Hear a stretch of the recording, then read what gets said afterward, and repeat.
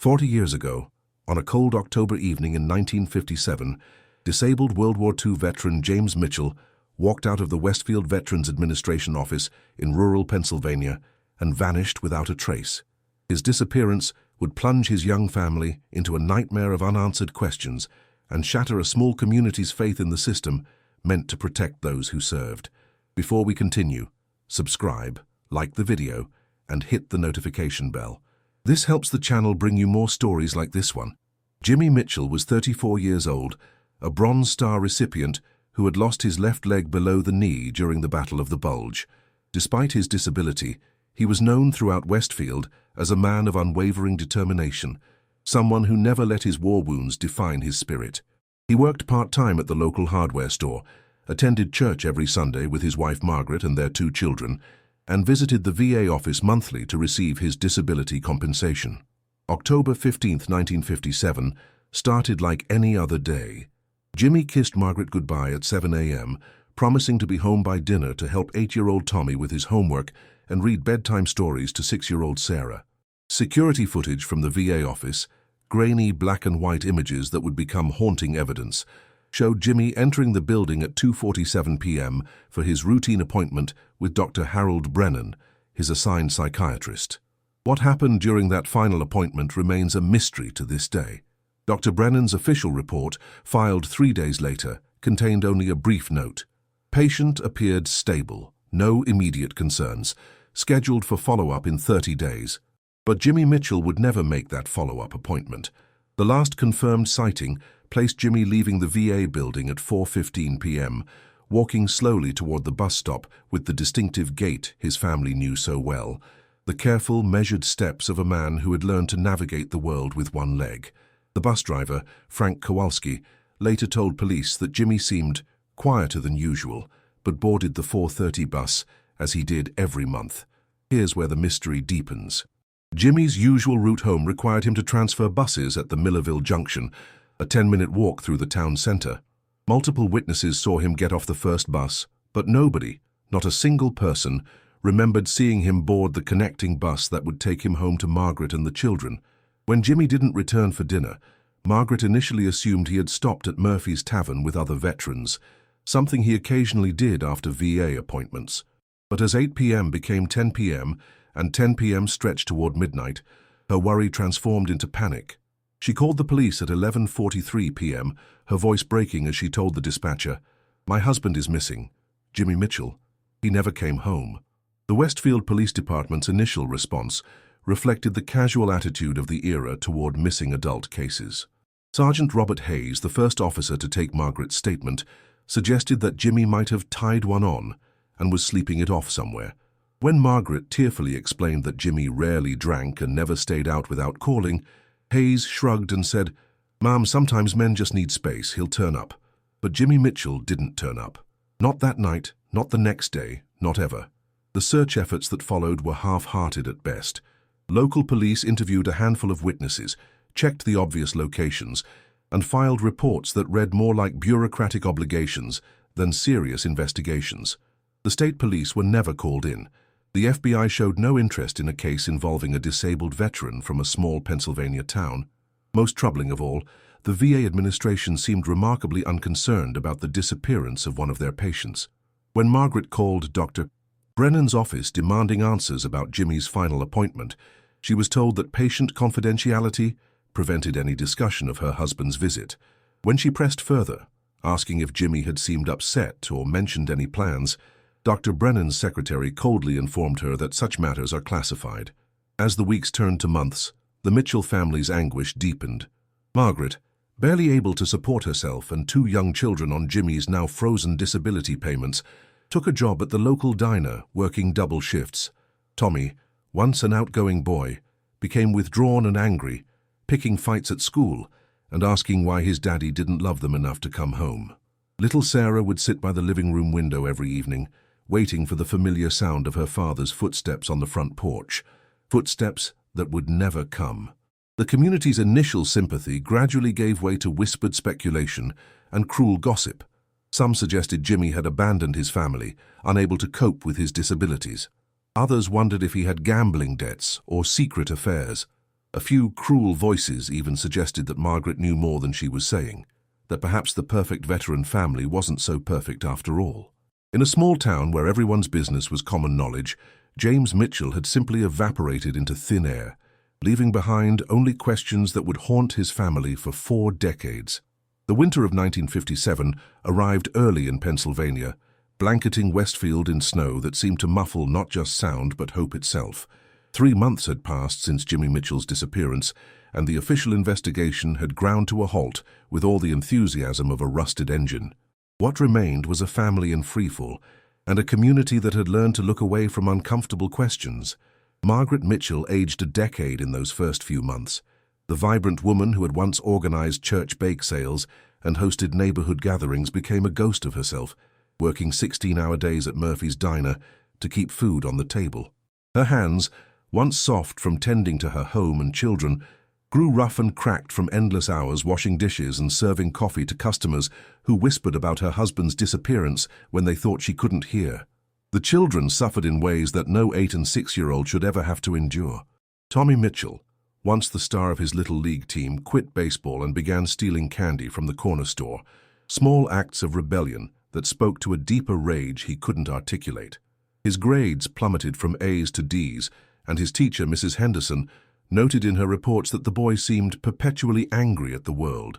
6-year-old Sarah's response was equally heartbreaking, but manifested differently.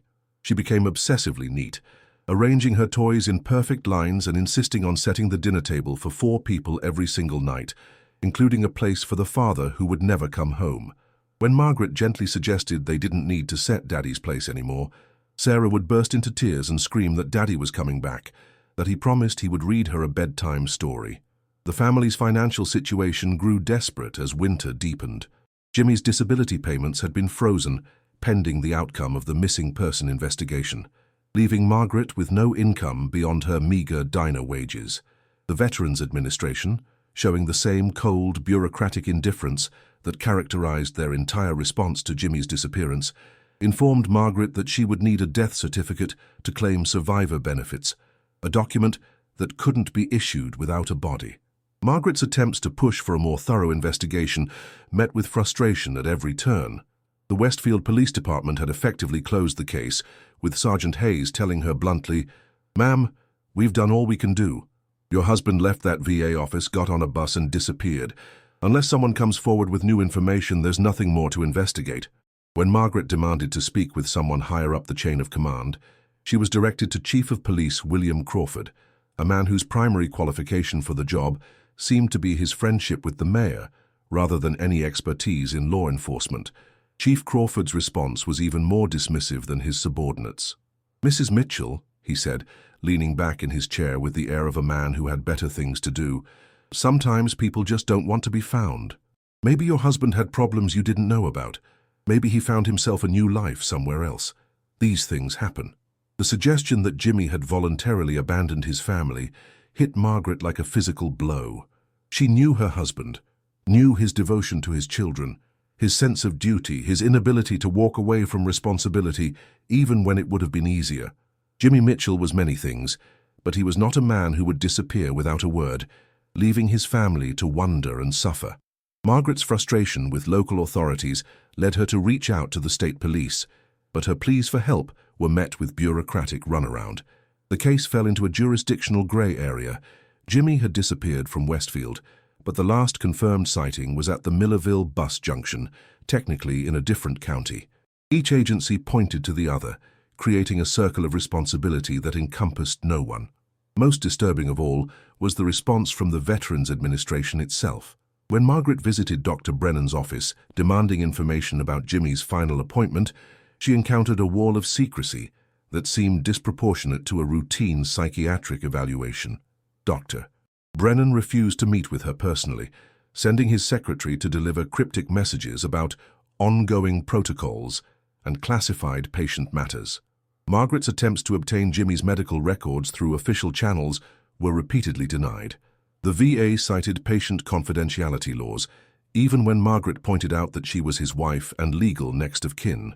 When she consulted a lawyer about forcing the release of the records, she was told that the legal fees would be beyond her means, and that the VA had broad discretion in protecting veteran medical information.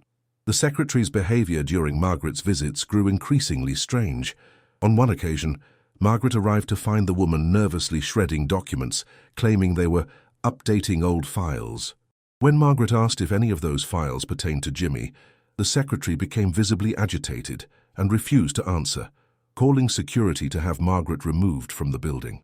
Local veterans who had known Jimmy began sharing disturbing stories about their own experiences at the VA facility.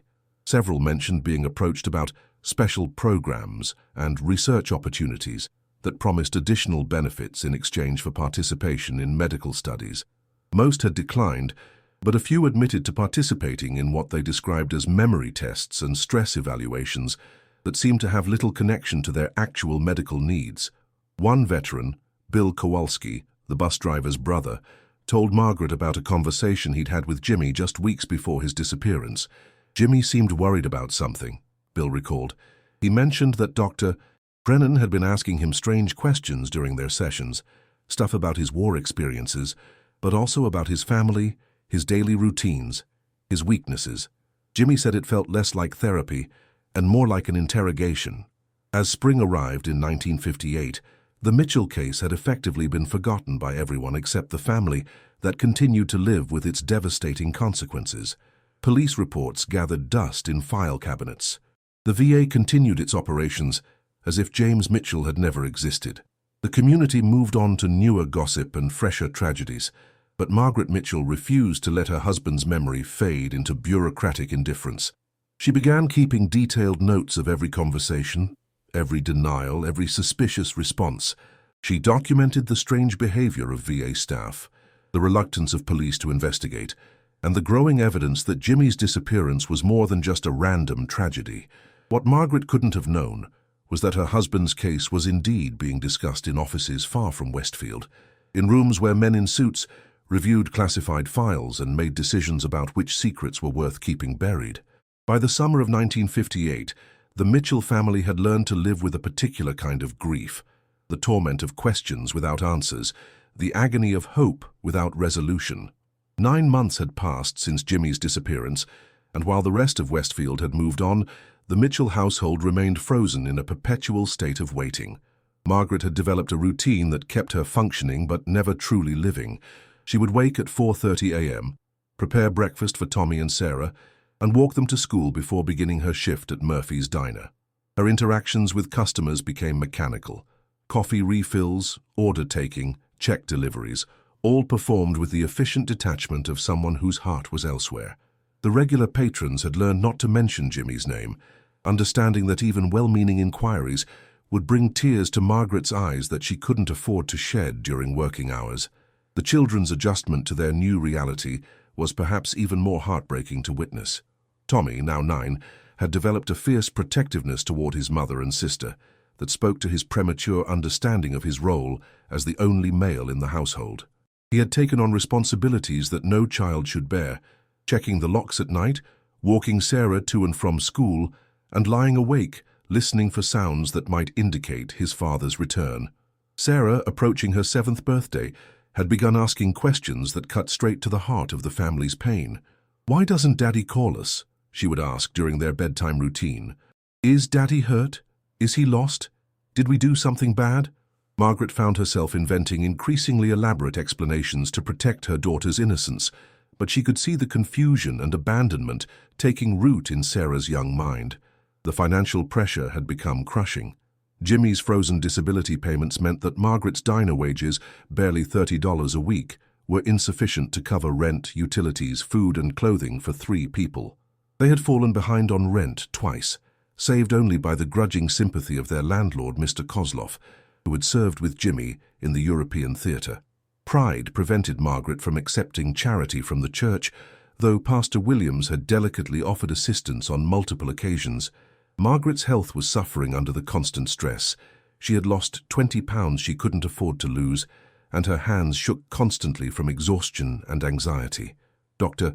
Patterson, the family physician, had prescribed sleeping pills after Margaret confessed to lying awake for hours each night, listening for Jimmy's key in the front door. But the pills offered little relief from the nightmares that plagued her when she did manage to sleep. Dreams where Jimmy called her name from places she couldn't reach.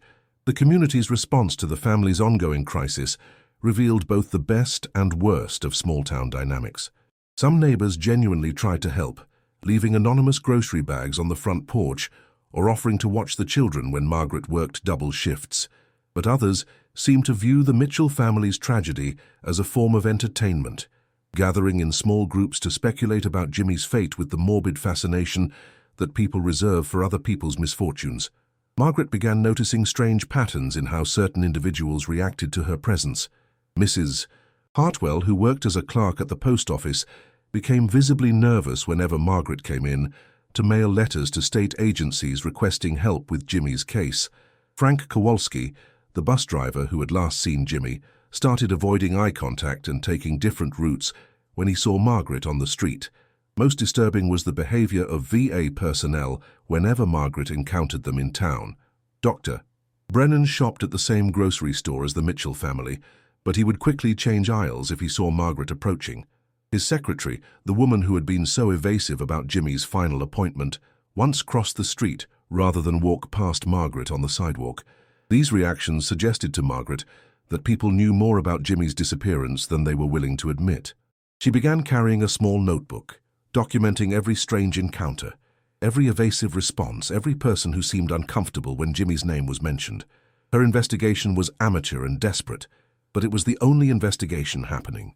Margaret's efforts to generate interest from outside authorities continued to meet with frustration. Her letters to the governor's office received form letter responses expressing sympathy, but offering no concrete assistance. The FBI's Philadelphia field office informed her that missing person cases were local matters, unless there was evidence of interstate crime or federal jurisdiction. The Pennsylvania State Police suggested she continue working with local authorities, creating a circular referral system that led nowhere.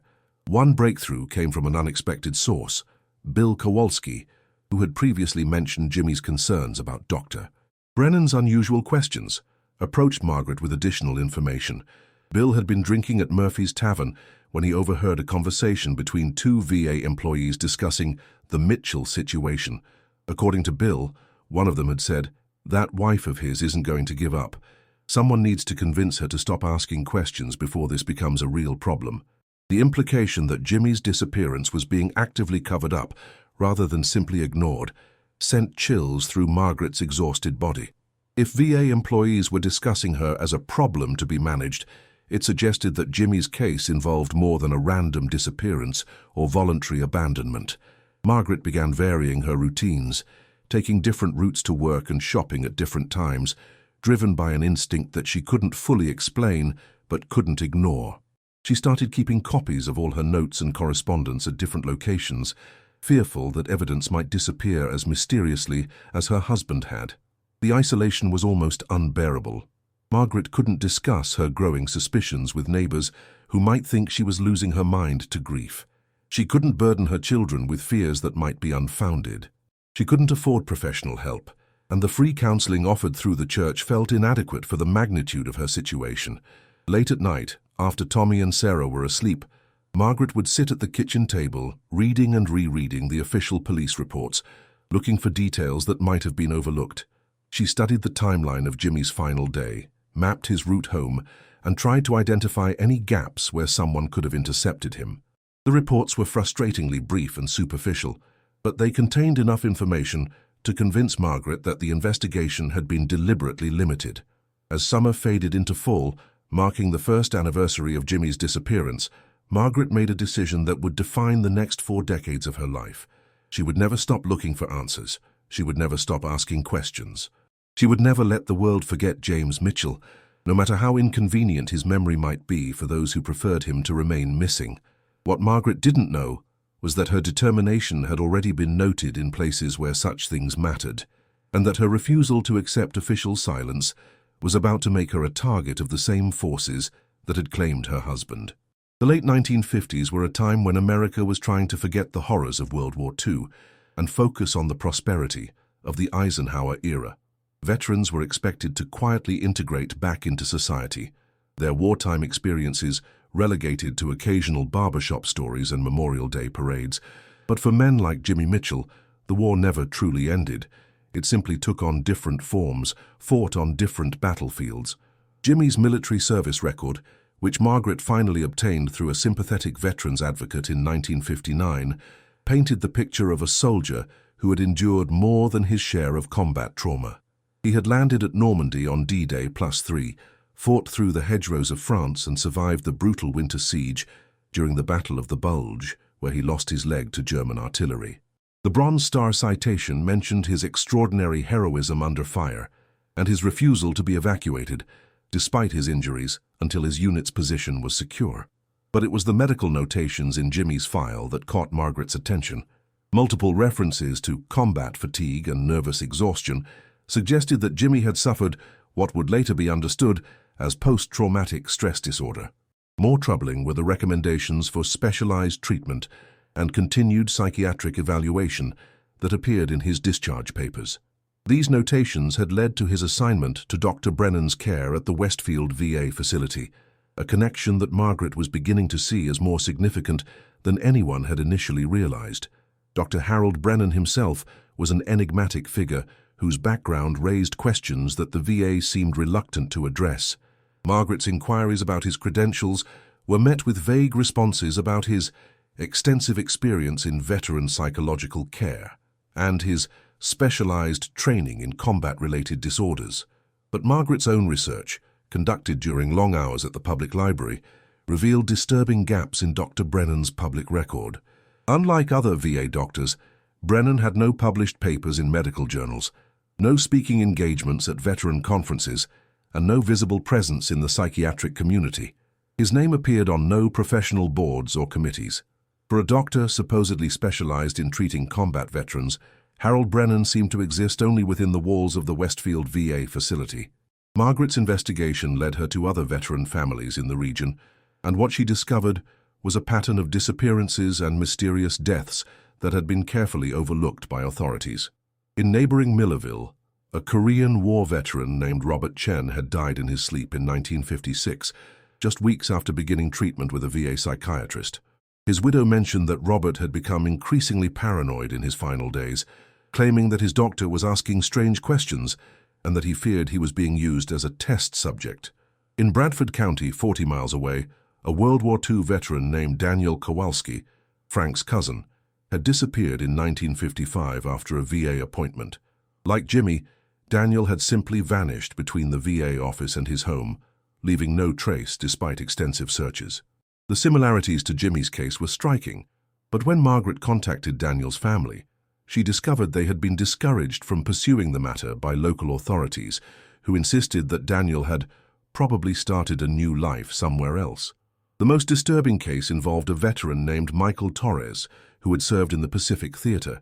In 1954, Torres had voluntarily committed himself to a VA psychiatric facility in Pittsburgh, seeking help for what his family described as severe nightmares and flashbacks. 3 months later, the VA informed his family that Torres had died during treatment, but the circumstances of his death were classified. When the family requested Torres's medical records and autopsy results, they were told that the files had been destroyed in a routine purging of outdated documents. Each case shared common elements that Margaret found impossible to dismiss as coincidence. All involved combat veterans with documented psychological trauma. All had been receiving treatment from VA psychiatrists. All had disappeared or died under mysterious circumstances. And in every case, official investigations had been perfunctory, with authorities showing little interest in pursuing the matter beyond filing basic reports. Margaret began corresponding with these families, sharing information and comparing notes about their experiences with VA personnel and local authorities. What emerged was a picture of a systematic pattern of negligence at best, cover-up at worst. The families reported similar experiences: evasive VA officials, uncooperative local police, and missing or destroyed medical records. One breakthrough came from Torres's sister, Maria, who had kept detailed notes about her brother's final months. According to Maria, Michael had mentioned being approached about participating in a special research program that would provide additional benefits in exchange for his cooperation with advanced psychiatric evaluation techniques. Michael had been reluctant to participate, but the promise of extra money for his struggling family had eventually persuaded him to agree. The program, according to what Michael had told Maria, involved intensive questioning sessions, drug treatments, and psychological testing that went far beyond standard psychiatric care. Michael had described feeling confused and disoriented after these sessions, unable to remember details of what had been done to him. In his final letter home, he had written, "I don't think they're trying to help me get better. I think they're trying to find out how broken I am." Margaret realized that these cases might represent more than isolated incidents of medical malpractice or bureaucratic negligence. The pattern suggested the possibility of organized research using vulnerable veterans as unwilling subjects, research that would require secrecy and the cooperation of multiple agencies to maintain. Her suspicions were reinforced when she attempted to visit the Pittsburgh VA facility where Torres had died. Margaret was told that the psychiatric wing had been restructured and that all records from the 1950s had been transferred to a federal storage facility. When she asked to speak with staff members who had worked there during Torres's treatment, she was informed that most had been transferred to other facilities or had left VA employment entirely. The web of secrecy surrounding these cases convinced Margaret that Jimmy's disappearance was connected to something much larger than a single missing person case. She began to suspect that her husband had become an unwilling participant in some form of classified research program, research that required his silence and ultimately his disappearance. Margaret's investigation had expanded beyond her personal quest for answers about Jimmy. She was now documenting what appeared to be a systematic program of abuse, targeting the nation's most vulnerable veterans.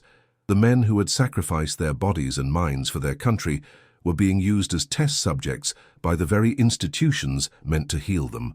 As Margaret prepared to confront this possibility, she realized that she was no longer simply searching for her missing husband. She was uncovering evidence of betrayal at the highest levels, betrayal of trust, betrayal of duty, and betrayal of the sacred promise that America makes to those who serve in its defense.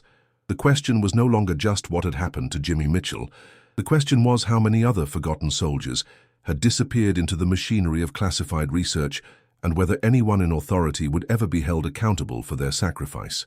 25 years had passed since Jimmy Mitchell walked out of the Westfield VA office and vanished into the Pennsylvania evening.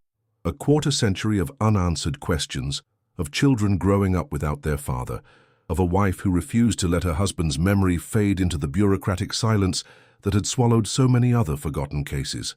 Margaret Mitchell, now 58 years old, had become a different woman than the one who had kissed her husband goodbye on that October morning in 1957. Her dark hair had turned silver, her face carried lines etched by decades of worry, and her hands bore the permanent calluses of a woman who had worked multiple jobs to support her family. But her eyes still held the fierce determination that had sustained her through the darkest years of her search for truth. Tommy Mitchell was now 33, a mechanic who had inherited his father's work ethic and his mother's stubborn refusal to accept easy answers. He had married his high school sweetheart, Linda, and they had 2 children of their own, a boy and a girl who would never know their grandfather except through the stories that Margaret told them during Sunday dinners. Tommy had grown up bearing the weight of being the man of the family, a responsibility that had shaped him into someone who understood duty and sacrifice in ways that most men his age never would. Sarah was 31, a teacher who had channeled her childhood trauma into a career helping other children navigate difficult situations. She had remained unmarried, living in a small apartment across town where she could be close to her mother while maintaining her independence. The little girl who had once set a place for her father at every dinner had become a woman who helped other families deal with loss and uncertainty, though she had never fully learned to do so for herself. The Mitchell family had survived, but they had never fully healed.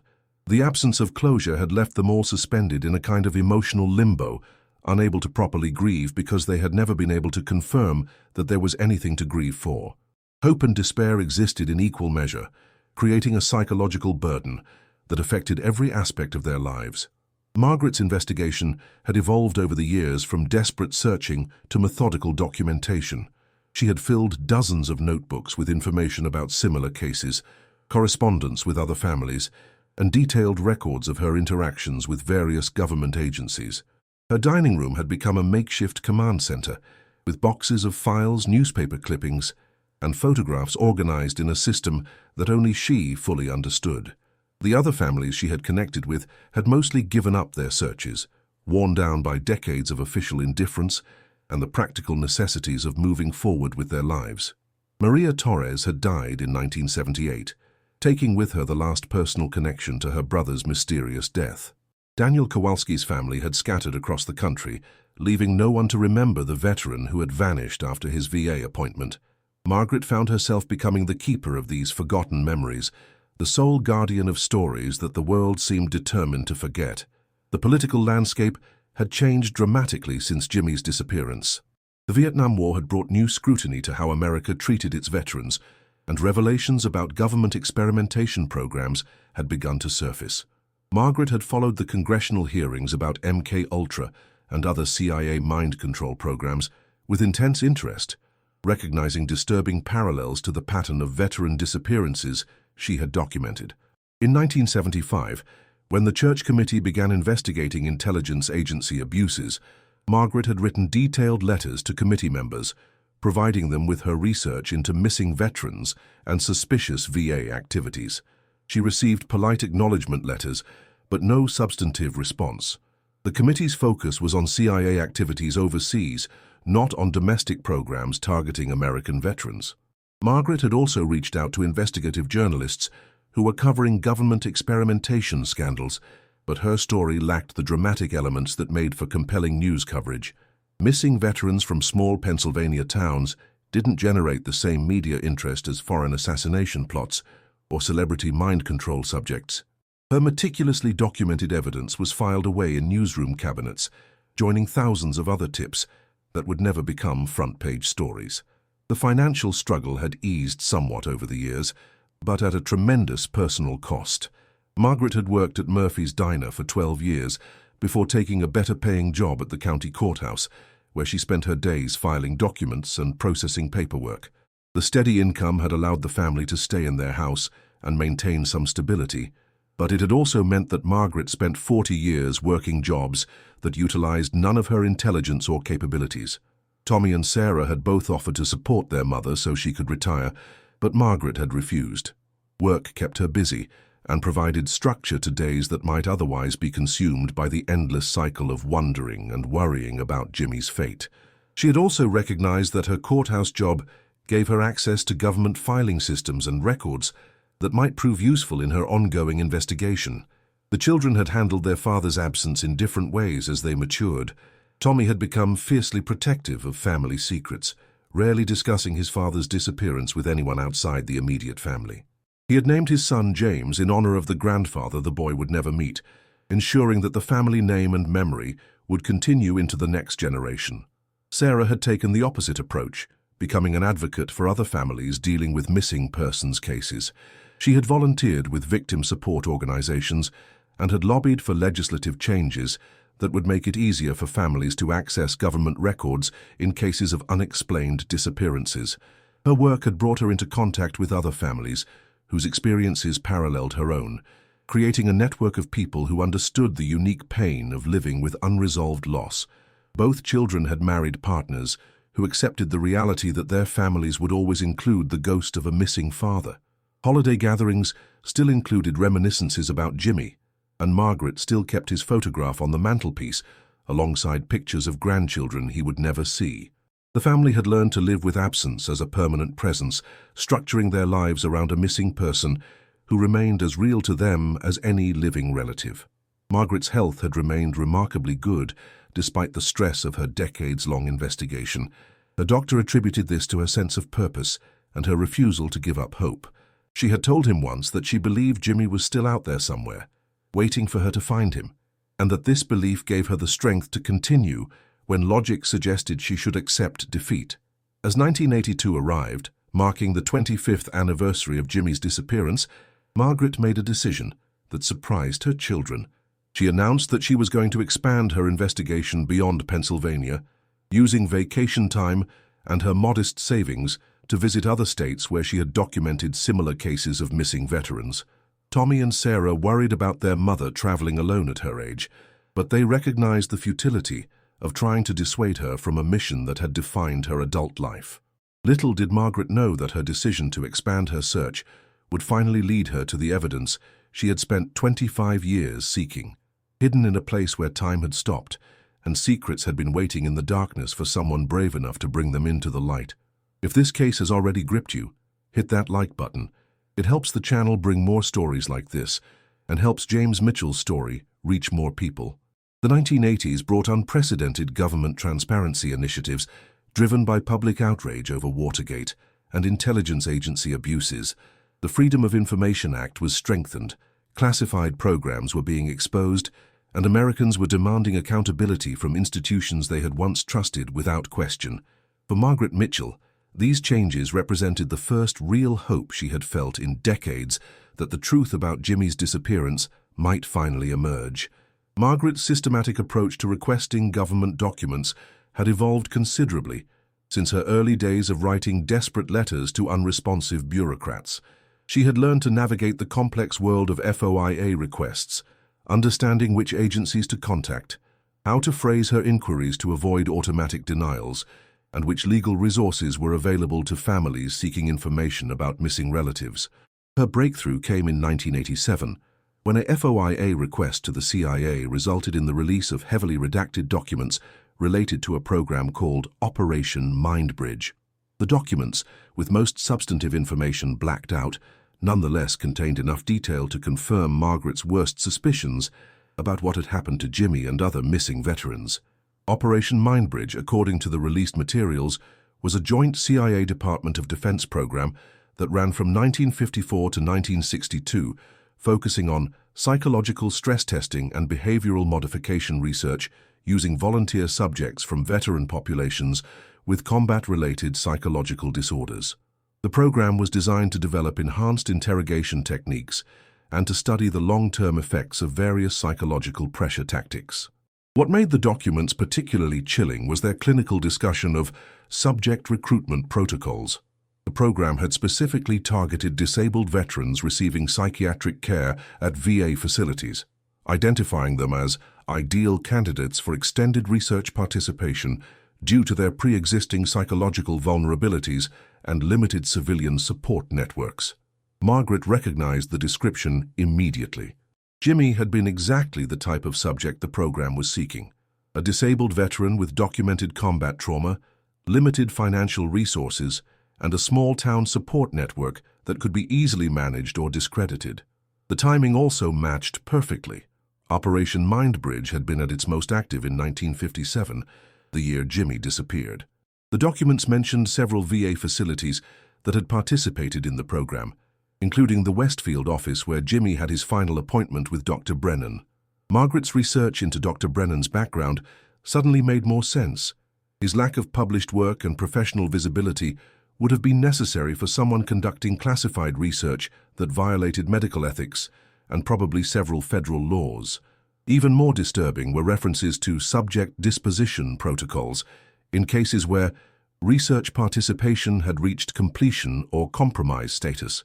The heavily redacted text made it impossible to determine exactly what these protocols entailed, but Margaret understood that they were reading euphemisms for what had happened to subjects who could no longer be useful to the program or who posed security risks.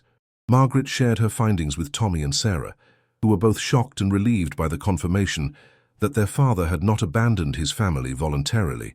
The evidence vindicated Margaret's decades-long insistence that Jimmy's disappearance was not a case of voluntary abandonment, but rather the result of criminal activity by government agencies.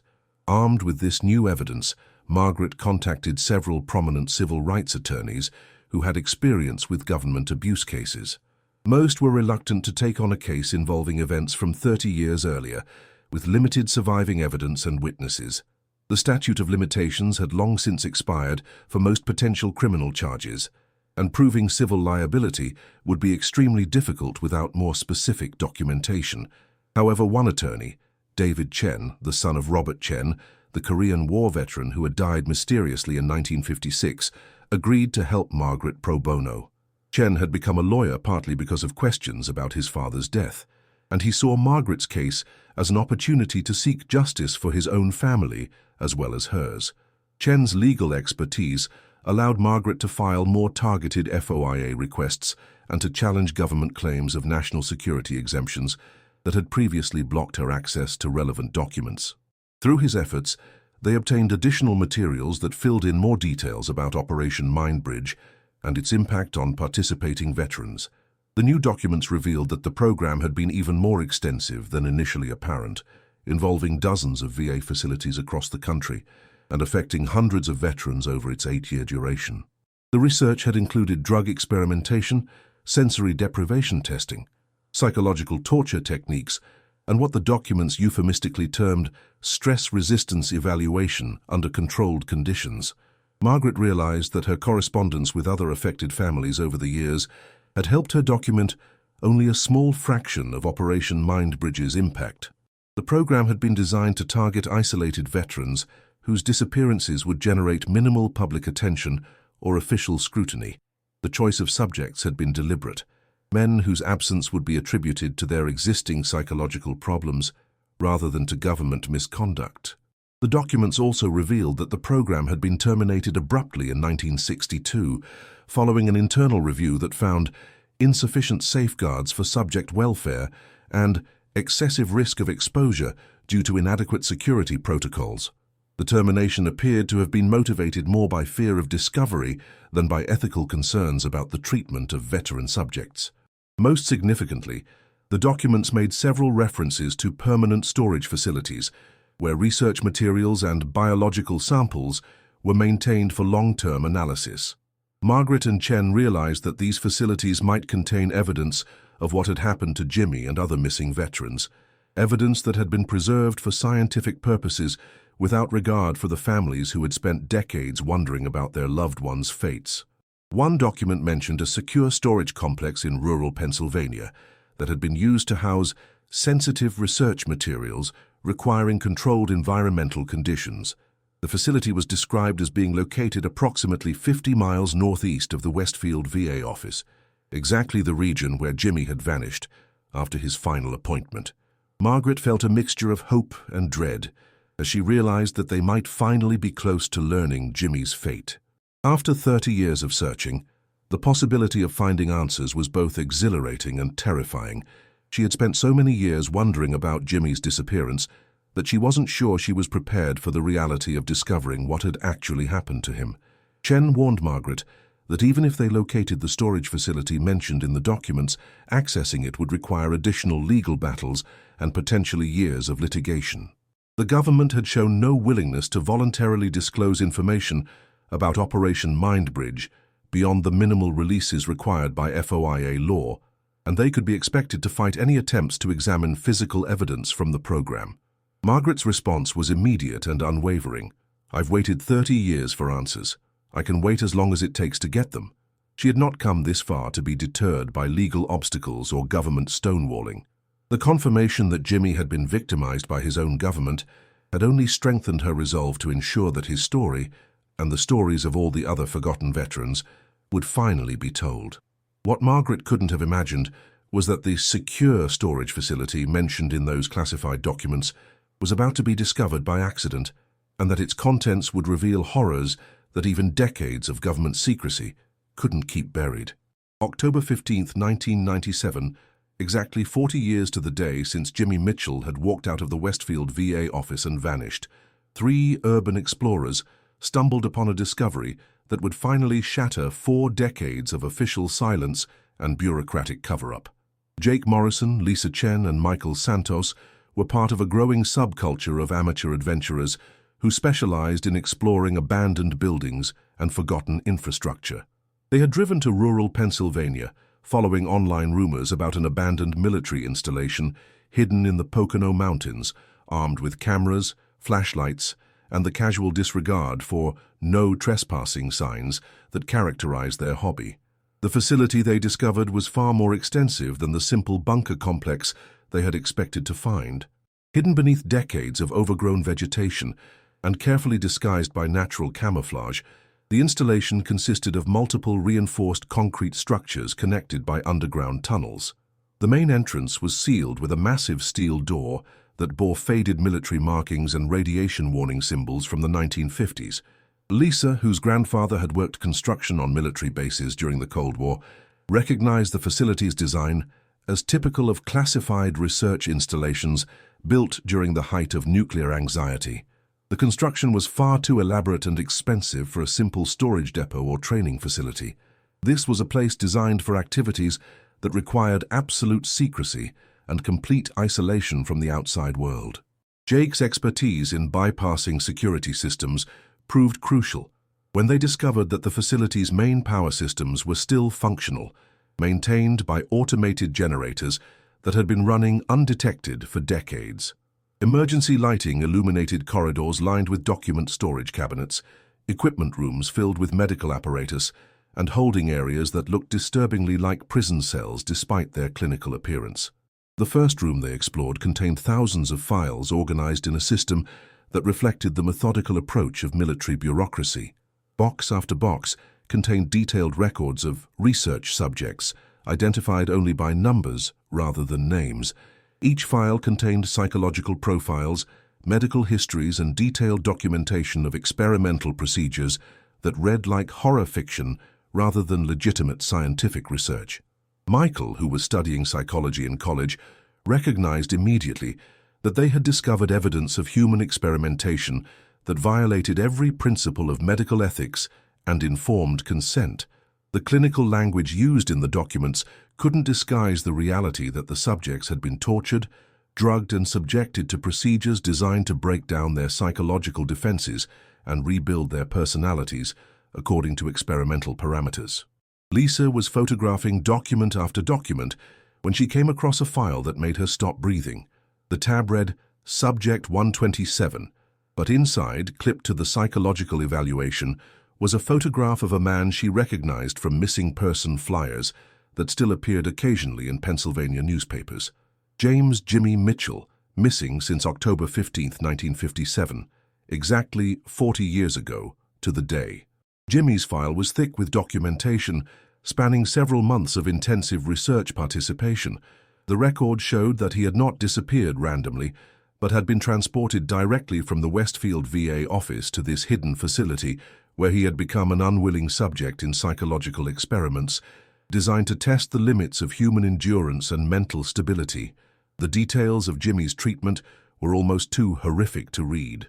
He had been subjected to sensory deprivation, drug-induced psychological disorientation, and what the documents termed systematic stress application designed to break down his existing personality structure.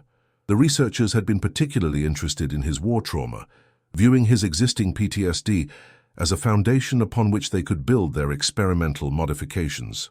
Most chilling were the daily progress reports that documented Jimmy's psychological deterioration with the detached interest of scientists observing laboratory animals.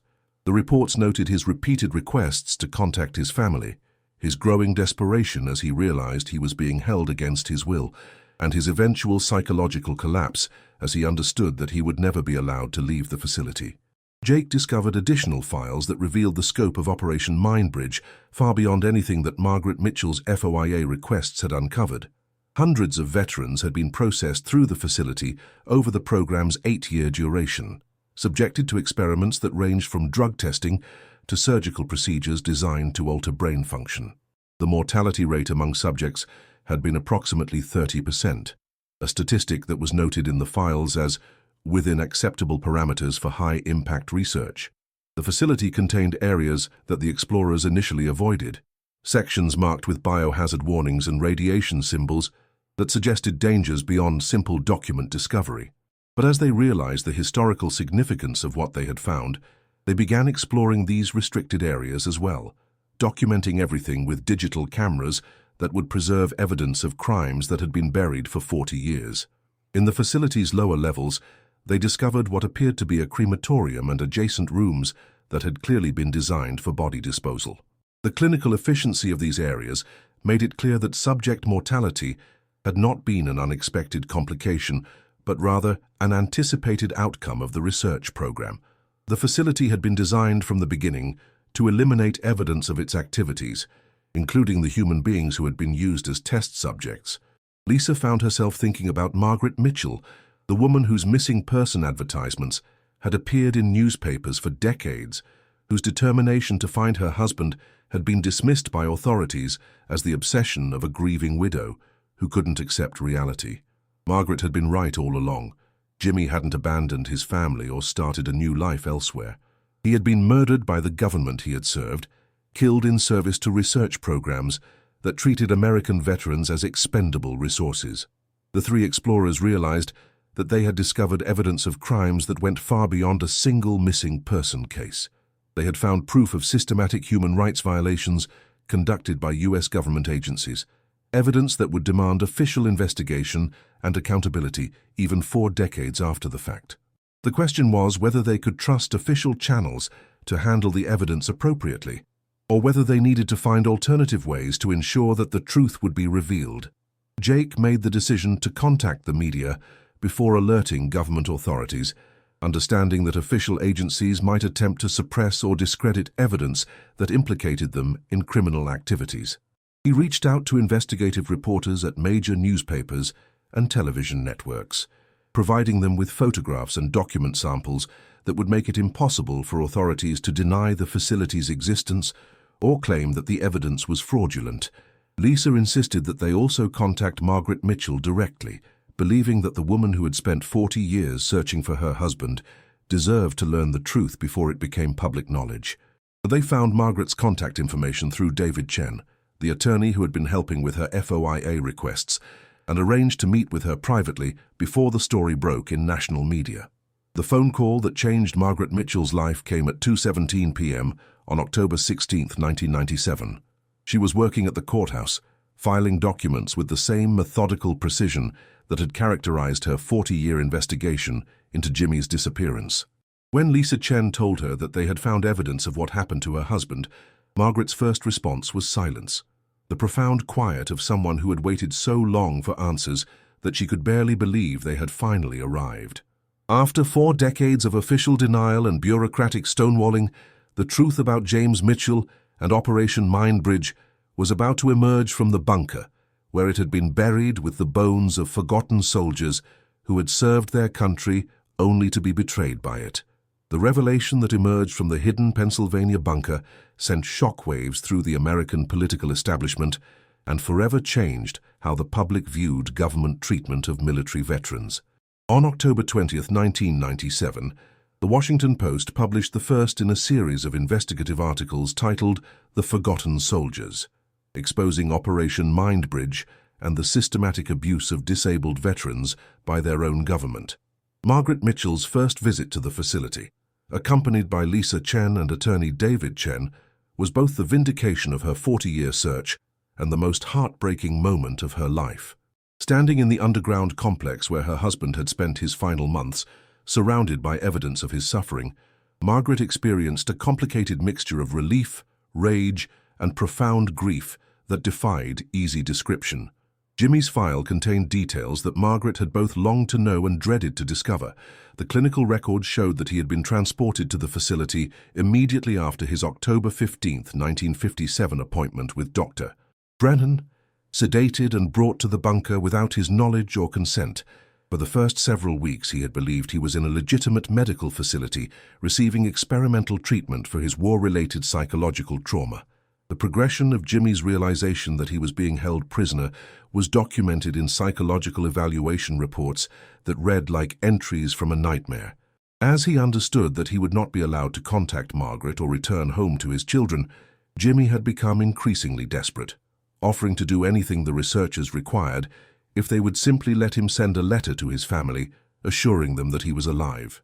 Dr. Brennan, Margaret learned, had not been a rogue psychiatrist acting independently, but rather a key coordinator for Operation Mindbridge recruitment at VA facilities across Pennsylvania. His role had been to identify veterans with specific psychological profiles that made them suitable for experimental purposes, then arrange their transportation to the facility under the guise of specialized treatment programs. The documents revealed that Jimmy had been selected not despite his family connections, but because of them. Researchers had been interested in studying how prolonged separation from family members affected subjects with strong emotional attachments. Jimmy's love for Margaret and his children had made him a perfect test case for experiments in psychological torture, designed to break family bonds and create dependency on handlers. Margaret's worst fears were confirmed when she found records showing that Jimmy had died on February 14, 1958, Valentine's Day, approximately 4 months after his arrival at the facility. The cause of death was listed as cardiac arrest, induced by experimental stress protocols, a clinical description that could not mask the reality that her husband had been tortured to death by the people who were supposed to be helping him heal from his war wounds. Tommy and Sarah accompanied their mother to the facility for her second visit, both of them needing to see the place where their father had spent his final months. Tommy, now 42, had to step outside several times during their tour of the bunker, overwhelmed by rage at the realization that his family's 40 years of suffering had been caused by deliberate criminal acts rather than unexplained tragedy. Sarah found herself studying the daily routine logs that documented her father's activities during his imprisonment. She learned that Jimmy had asked about his children every single day, that he had tried to keep track of birthdays and holidays, and that he had repeatedly requested paper and pencils so he could write letters home, even though he knew they would never be sent. The records showed a man desperately trying to maintain his connection to his family, even as his captors worked systematically to destroy his sanity. The facility contained physical evidence beyond the documents that proved the extent of Operation Mindbridge's criminal activities. In addition to Jimmy's remains, forensic investigators discovered the bodies of dozens of other veterans who had been subjected to the same experimental protocols. Each had been carefully preserved in sealed chambers, their remains maintained as research specimens for future analysis that never came. The public response to the revelations was immediate and explosive. Veterans organizations demanded congressional investigations. Families of missing veterans from the 1950s came forward with stories that paralleled the Mitchell case. The Department of Veterans Affairs faced unprecedented scrutiny as Americans realized that the agency created to serve those who had served their country had instead used them as laboratory animals. Margaret became the public face of the victims' families, her decades of methodical documentation providing the foundation for criminal investigations and congressional hearings. At age 67, she found herself testifying before Senate committees, speaking at press conferences, and representing not just Jimmy's memory but the hundreds of other forgotten soldiers whose names had been reduced to subject numbers in classified files. The legal battles that followed were complex and emotionally draining. While criminal prosecutions were impossible due to the passage of time and the death of most perpetrators, civil lawsuits resulted in unprecedented financial settlements for victims' families. More importantly, the revelations led to new federal legislation requiring disclosure of classified human experimentation programs and establishing stronger protections for veterans receiving medical care. Dr. Brennan, they discovered, had died in 1983, taking his secrets with him. But other Operation Mindbridge personnel were still alive, and several faced federal charges related to their roles in the program. The trials revealed additional details about the experiments and the bureaucratic machinery that had enabled them to continue for 8 years without outside interference. Margaret finally had the answers she had sought for 4 decades, but they brought a pain different from the uncertainty she had lived with for so long. Knowing that Jimmy had died, believing his family had abandoned him, that he had spent months wondering why Margaret never tried to find him, created a new kind of grief that was almost unbearable. The final chapter of the Mitchell family's 40-year ordeal began on a cold November morning in 1998, when Jimmy's remains were finally returned home for burial. The military funeral that the family had been denied in 1958 took place at Westfield National Cemetery, with full honors and a 21-gun salute that echoed across the Pennsylvania hills where Jimmy had grown up and where he had planned to raise his children. Margaret, now 68, stood between Tommy and Sarah as the flag was folded and presented to her with the thanks of a grateful nation. The irony was not lost on anyone present. The same government that had tortured Jimmy to death was now honoring him as a hero. But Margaret accepted the flag not as absolution for the government's crimes, but as recognition of Jimmy's service and sacrifice, both in war and in the classified horrors that followed. The congressional hearings that stretched through 1999 established the full scope of Operation Mindbridge and similar programs. More than 400 veterans had been subjected to experimental procedures at facilities across the country. The mortality rate had been deliberately concealed through false death certificates and forged medical records, Families had been systematically lied to by government officials who knew exactly what had happened to their missing loved ones. Margaret's testimony became the emotional centerpiece of the hearings. When Senator Patricia Williams asked her how she had maintained hope for 40 years, Margaret's response became one of the most quoted moments in congressional history. "I knew my husband. I knew he wouldn't abandon his family. When everyone else said I should accept that he was gone, I refused to accept it because I knew Jimmy better than they did. Love doesn't give up. Love doesn't forget. Love keeps asking questions until it gets answers." The financial settlements, while substantial, could never compensate for the decades of pain and uncertainty that the families had endured. Margaret used her portion to establish the James Mitchell Foundation for Veteran Advocacy, an organization dedicated to helping families navigate government bureaucracy and access information about missing service members. The foundation's motto, inscribed on a plaque in Margaret's living room, read, "No soldier left behind, no family left without answers." Tommy channeled his anger into activism, working with veterans organizations to reform VA procedures and ensure that the crimes of Operation Mindbridge could never be repeated. His mechanical skills proved valuable in a different way, as he helped design secure storage systems for veteran medical records, ensuring that families would have access to their loved ones' information while protecting sensitive data from misuse. Sarah became a leading advocate for transparency in government medical research, using her teaching background to educate the public about informed consent and patient rights.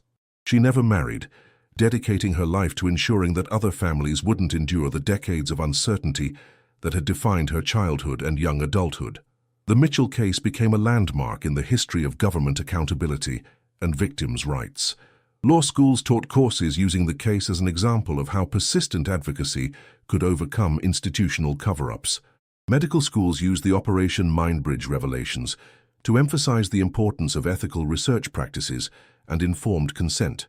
Margaret lived to see the completion of the congressional investigation and the passage of the Veterans' Right to Know Act, which required the government to disclose information about classified medical programs involving service members.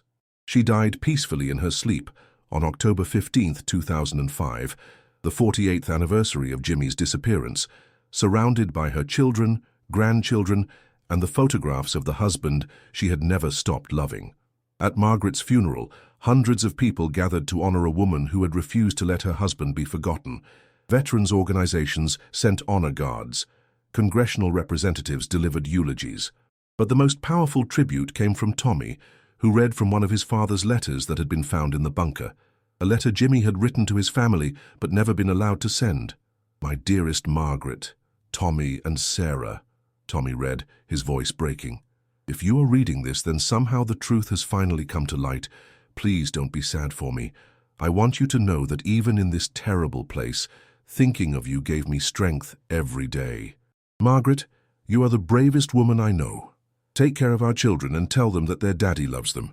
Tell them that no matter what happens to me, they should be proud of their mother, the woman who never gave up hope, who never stopped asking questions, who never let the world forget James Mitchell." The letter had been dated February 13, 1958, the day before Jimmy died. It was his final message to the family he had been torn away from, written by a man who understood that he would never see them again, but who wanted them to know that love had sustained him until the end. Margaret Mitchell's story became a symbol of how ordinary people could achieve extraordinary things through persistence and moral courage. Her 40-year search for truth had not only solved the mystery of her husband's disappearance, but had exposed a systematic program of government abuse and ensured that the forgotten soldiers of Operation Mindbridge would finally be remembered. The bunker where Jimmy and hundreds of other veterans had suffered and died was sealed and designated a national memorial site. A plaque at the entrance bore the names of all confirmed victims and included Margaret's words from her congressional testimony. "Love doesn't give up. Love doesn't forget. Love keeps asking questions until it gets answers." Today, the James Mitchell Foundation continues Margaret's work, helping families of missing service members navigate government bureaucracy and access information about their loved ones.